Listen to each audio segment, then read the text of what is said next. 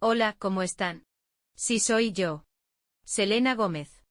Como tengo lupus, mis amigos, Aceves Ramírez Angie del Cielo, Arriaga Regalado María Magdalena, 5 García Yasuosequi, González Hernández Paulina Celeste, de la Universidad de Guadalajara. En el Centro Universitario de Ciencias Exactas e Ingenierías. Licenciados de Químico Farmacéutico Biólogo, les voy a hablar un poco de contexto, tipos de lupus, diagnóstico y el tratamiento. Enfermedad autoinmunitaria. En esta enfermedad, el sistema inmunitario del cuerpo erróneamente ataca el tejido sano. Puede afectar la piel, las articulaciones, los riñones, el cerebro y otros órganos. La Fundación de Lupus de América estima que al menos 5 millones de personas a nivel mundial padecen alguna forma del lupus. En México, especialistas de la Universidad Nacional Autónoma de México UNAM estiman que 20 de cada 100.000 personas padecen lupus. La radiación ultravioleta es el factor ambiental más ligado al lupus, y provoca exacerbación en el 70% de los pacientes al incrementar la apoptosis de los queratinocitos y otras células, o al alterar el DNA y las proteínas intracelulares de manera que se tornen antigénicas.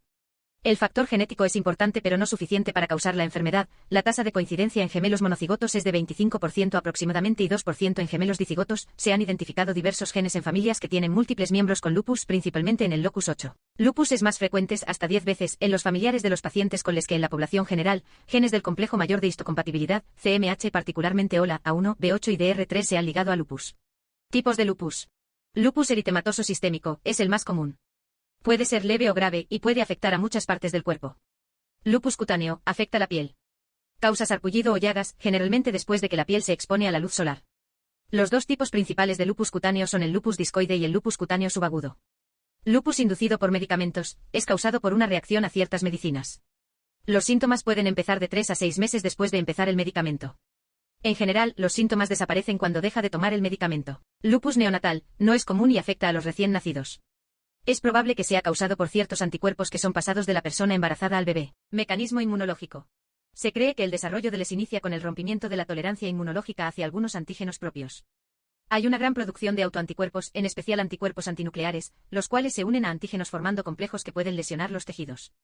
Los constituyentes de la inmunidad innata involucrados en el LES se encuentran: células, fagocitos como monocitos, macrófagos, leucocitos polimorfonucleares y células NK. Sistema del complemento. RRP, receptores tipo TOI.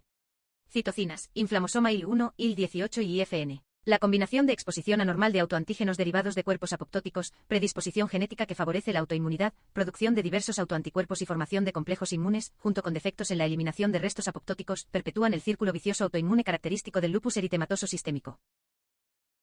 En LES los macrófagos son pocos y con cierta reacción defectuosa a la prueba cutánea de antígenos, son menos capaces de fagocitar células apoptóticas debido a los defectos intrínsecos en las funciones celulares, como los defectos de adherencia, reducción de la expresión de receptores de superficie y una tendencia a la disminución de la inducción del proceso oxidativo posterior a la fagocitosis.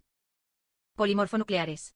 Las células PMN presentan propiedades fagocíticas reducidas en LES, se ve afectada la degranulación secundaria a la actividad aumentada de colagenasa, también se puede presentar un defecto en el reconocimiento de patógenos debido a la que la expresión de receptores de superficie C3b del complemento está disminuida. También se ven disminuida la producción de citocinas, como la IL-12 y IL-18, que son inductores de la diferenciación TH1 y estimula la activación TINK, así como estimular la activación citotóxica de TINK, respectivamente.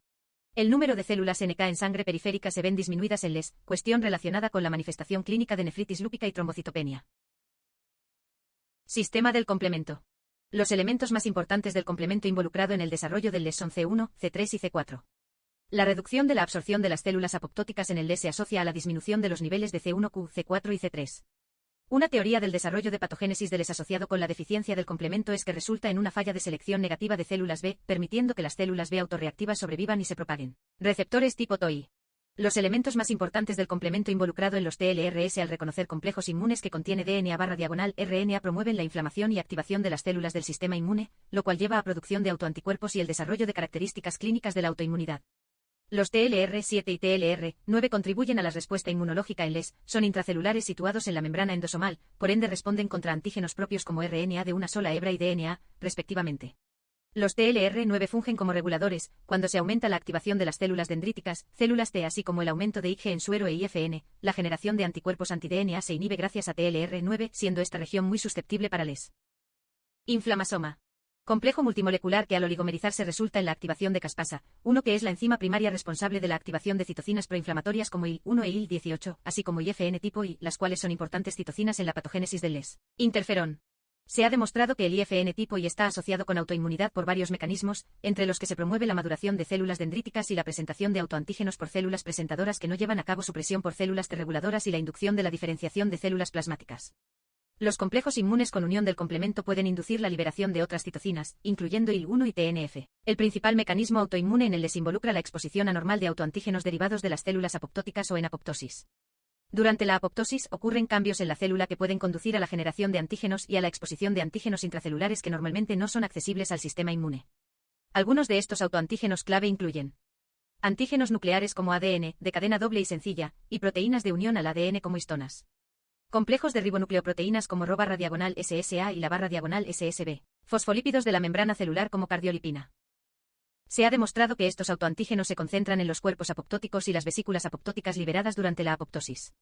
En individuos con predisposición genética al LES, como por ejemplo aquellos con alelos de riesgo en el locus 8 del complejo mayor de histocompatibilidad, MHC, existe una mayor probabilidad de presentar péptidos derivados de autoantígenos por moléculas del MHC clase 2 a los linfocitos T autorreactivos. Esto conduce a la activación de linfocitos B autorreactivos y a la producción de autoanticuerpos como anti-ADN de cadena doble, anti-SM, anti-RNP, anti-Rho/SSA, anti-La/SSB, entre otros. Estos autoanticuerpos pueden entonces formar complejos inmunes con los autoantígenos liberados de las células apoptóticas. Estos complejos inmunes se depositan en diversos tejidos como riñones, articulaciones, piel, causando inflamación y daño tisular a través de la activación del complemento y el reclutamiento de células inflamatorias. Además, se ha encontrado que en el LES hay defectos en los mecanismos encargados de eliminar eficientemente los restos celulares apoptóticos, como mutaciones en genes reguladores de la apoptosis, SLE1, SLE2, SLE3 o deficiencias en proteínas como C1Q que median la eliminación de células apoptóticas.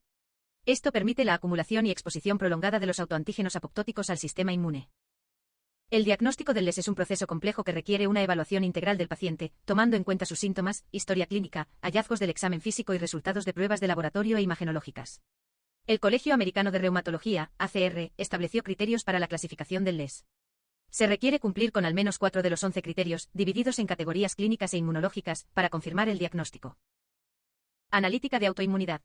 Los pacientes con lupus eritematoso sistémico LES tienen diversos autoanticuerpos y otras alteraciones inmunológicas que se monitorizan mediante análisis de sangre. Anticuerpos antinucleares. Son habituales en la mayoría de enfermedades autoinmunes y en el LES están generalmente muy elevados. Anticuerpos anti-DNA. Son específicos del LES y aumentan cuando hay un brote de la enfermedad. Anticuerpos anti-SM Smith. Aunque son también específicos del LES, aparecen en un porcentaje reducido de pacientes de 10%.